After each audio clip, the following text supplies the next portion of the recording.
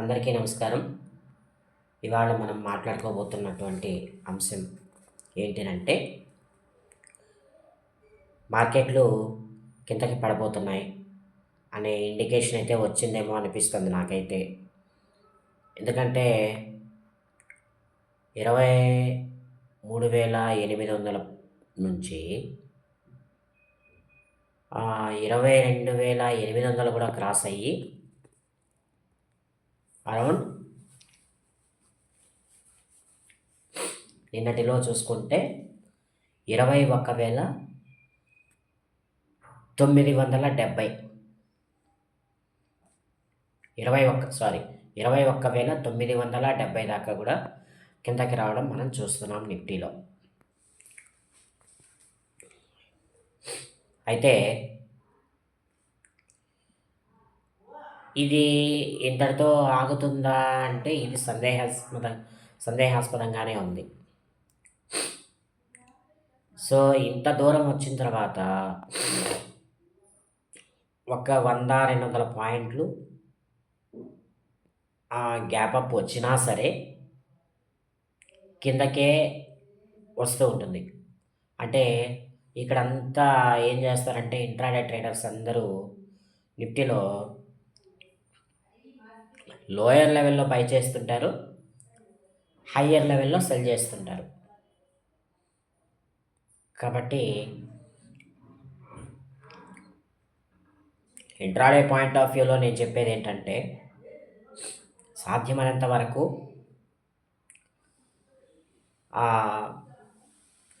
చాలా చాలా తక్కువ పాయింట్ల గెయిన్స్తో బయటికి వస్తేనే డబ్బులు కొంతకాలం మనం ఆపుకోగలం. ఇంట్రాడే పాయింట్ ఆఫ్ వ్యూలో చెప్తున్నాం నిఫ్టీలో. అదే నాకేదో 100 పాయింట్లు కావాలి, 150 పాయింట్లు కావాలి, లేదా అంతకంటే ఎక్కువ కావాలి అనుకుంటే దెబ్బైపోతుంటాం.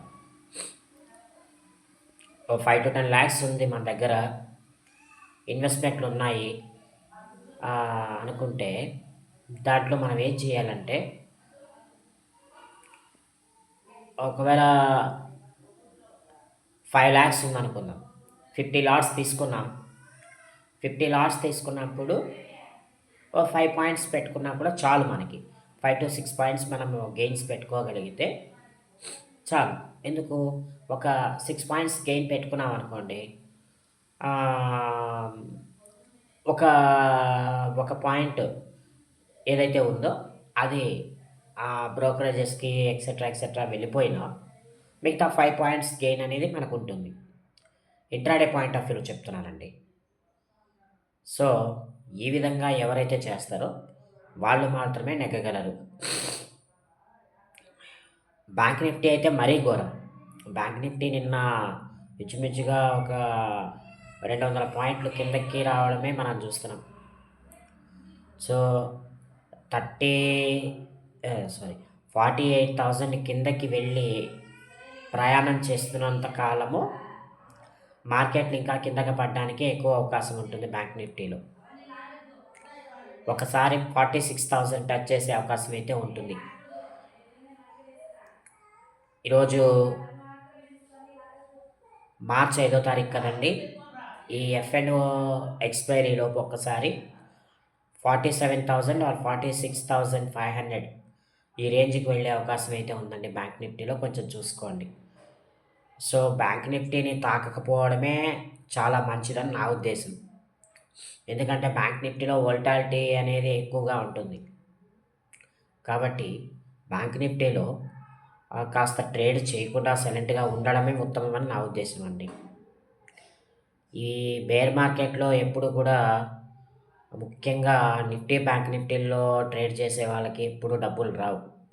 ఎవరైతే సెల్ చేసే వాళ్ళు ఉంటారో, కాల్స్ అంటే తగ్గుతున్నప్పుడు కాల్స్, పెరుగుతున్నప్పుడు పుట్స్ సెల్ చేసే వాళ్ళు ఎవరైతే ఉంటారో వాళ్ళకి మాత్రమే డబ్బులు వస్తాయి తప్ప మార్కెట్ ఎటువైపు వెళ్తే అటువైపు ప్రయాణం చేసే వాళ్ళకి కూడా డబ్బులు రావడం లేదు. అంటే బయ్యర్స్ ఎవరైతే ఉన్నారో వాళ్ళకి డబ్బులు వచ్చే అవకాశాలు చాలా వరకు తక్కువ.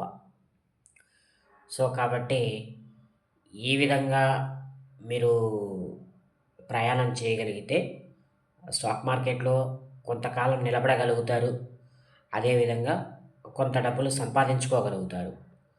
ఈ సందర్భంగా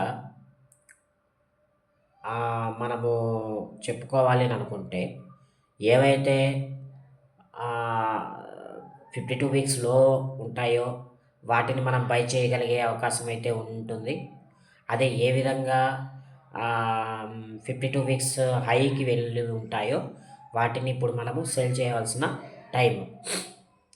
ఎందుకు నేను ఇలా అంటున్నానంటే 52 వీక్స్ లోకి వెళ్ళిన తర్వాత అక్కడ అవి కన్సాలిడేట్ అవుతూ ఒక 20-25% ప్రాఫిట్స్ తీసుకొని పైకి రావడానికే ప్రయత్నం చేస్తాయి. వెంటనే లోకి వెళ్ళిపోవు. సో, ఈ 25% ఏదైతే ప్రాఫిట్స్ ఉన్నాయో వాటిని గెయిన్ చేసుకోవడానికి మనం ప్రయత్నం చేయాలి. సో, అదే విధంగా 52 వీక్స్ హై ఏదైతే వెళ్ళిన స్టాక్స్ ఉన్నాయో అవి వెంటనే పైకి వెళ్ళిపోవు. ఆటోమేటిక్‌గా 25-30% కిందకి రావడానికే ప్రయత్నం చేస్తాయి. సో, అప్పుడేంటి ఈ 52 వీక్స్ హై వెళ్ళిన తర్వాత ఒక 10% స్టాప్ లాస్‌తో మనం మెయింటైన్ చేస్తూ రావాలి. 10% స్టాప్ లాస్ ఎప్పుడైతే క్రాస్ అవుతుందో, ఆ 10% స్టాప్ లాస్ క్రాస్ అయిన వెంటనే మనము ప్రాఫిట్స్ తీసుకోవాలి. మిగిలిన ప్రాఫిట్స్ అయినా మనం బుక్ చేసేసుకోవాలి.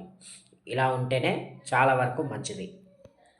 సో, ఇలాంటివి ఇంకా ఎన్నెన్నో నా దగ్గర విషయాలున్నాయండి. మీకు ఆహ్, ఇలాంటి ఎన్నెన్నో మంచి విషయాలు చెప్పడానికి ప్రతిరోజు మీ ముందుకొస్తూనే ఉంటాను. కాబట్టి నా వీడియోని లైక్, షేర్, కామెంట్, సబ్స్క్రైబ్ చేయడం మర్చిపోకండి. లైక్, షేర్, కామెంట్, సబ్స్క్రైబ్ చేయడం మర్చిపోకండి. సో, నెక్స్ట్ మరొక విషయం ఏంటంటేనండి, నేను సెబీ రిజిస్టర్డ్ కాదు. నేను సెబీ రిజిస్టర్డ్ కాదండి. మీరు ఏ స్టాక్‌లోనైనా ఇన్వెస్ట్‌మెంట్ చేసే ముందు ఒక్కసారి మీ ఫైనాన్షియల్ అడ్వైజర్‌ని సంప్రదించి ఆహ్, తన సలహాల మేరకు మాత్రమే మీరు ఏ స్టాక్‌లోనైనా ఇన్వెస్ట్‌మెంట్ చేయగలరు. మీ యొక్క నష్టాలకి, లాభాలకి నేను ఎటువంటి బాధ్యుడిని కాదు. కానీ నేనెందుకు ఈ వీడియోస్ చేస్తున్నానంటే, మీరు స్టాక్ మార్కెట్‌లో నష్టపోకుండా ఉండాలి అనేదే నా ఉద్దేశం. నాకు నష్టాలొచ్చాయి. నేనేమి లాభాలు పొందలేదు స్టాక్ మార్కెట్ నుంచి. కాకపోతే నాకు నష్టాలొచ్చాయి గాబట్టి, నేను కొంత తెలుసుకున్నాను. ఆ తెలుసుకున్న దాన్ని ఎడ్యుకేషన్ పాయింట్ ఆఫ్ వ్యూలోనే నేను మీకు చెప్తున్నాను తప్ప, మరొక లాభాపేక్షతో కాదు. కాబట్టి మీరు ఇలాంటి విషయాలన్నీ గుర్తించి, మీరు ముందుకు వెళ్ళగలిగితే స్టాక్ మార్కెట్‌లో కొంతకాలం నిలదొక్కుకోగలుగుతారు.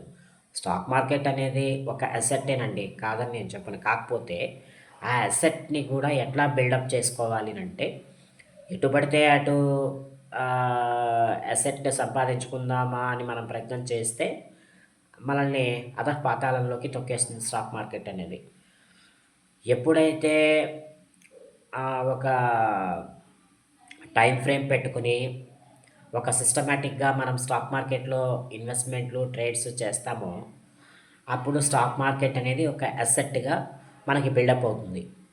ఎటు పడితే అటు స్టాక్ మార్కెట్‌లో ట్రేడ్ చేయడం, లేకపోతే ఎటు పడితే అటు స్టాక్ మార్కెట్‌లో ఇన్వెస్ట్‌మెంట్ చేయడం అనేది అది మనకి కరెక్ట్ కాదు. సో, ఫ్రెండ్స్, మరొక విషయం నేను చెప్పదలుచుకుంటే, స్టాక్స్ గురించి నేను మాట్లాడదలుచుకుంటే, బాగా పడుతూ వస్తున్నటువంటి ఎస్‌బీఐ నిన్నటి రోజున ఒక 4-5% గెయిన్స్ అయితే ఇచ్చింది ఇంట్రాడే పాయింట్ ఆఫ్ వ్యూలో. సో, అదేవిధంగా బజాజ్ ఆటో, స్విగ్గీ నిన్నటి రోజున 52 వీక్స్ హై టచ్ చేశాయి. ఇందాక నేను చెప్పాను కదండీ! ఏమని ఈ 52 వీక్స్‌లో 52 వీక్స్ హై ఏవైతే ఉన్నాయో, ఆ స్టాక్స్‌ని అమ్మడం లాంటివి లేదా కొనడం లాంటివి చేయాలి. అమ్మడం, కొనడం లాంటివి చేయాలి. సో, అలాంటి కోవకి చెందినవే స్విగ్గీ, అదేవిధంగా Bajaj auto. Bajaj auto. Next మనకి ఆర్ఐఎల్ రిలయన్స్ ఇండస్ట్రీ లిమిటెడ్ ఇది నిన్నటి రోజున కిందకి ప్రయాణం చేస్తూ కొనసాగింది. సో మైనస్లోకి వచ్చింది కనుక రూ. 1000 స్టాప్ లాస్తో మనం ఇక్కడ బై చేసే అవకాశం అయితే ఉంటుంది. లేదా రూ. 1050 దగ్గర మనం బై చేసుకోగలిగితే మనకి చాలా వరకు మంచిగానే ఉపయోగపడుతుంది. రాబోయే రోజుల్లో ఇది డబల్ అయ్యే అవకాశం అయితే ఉందండి.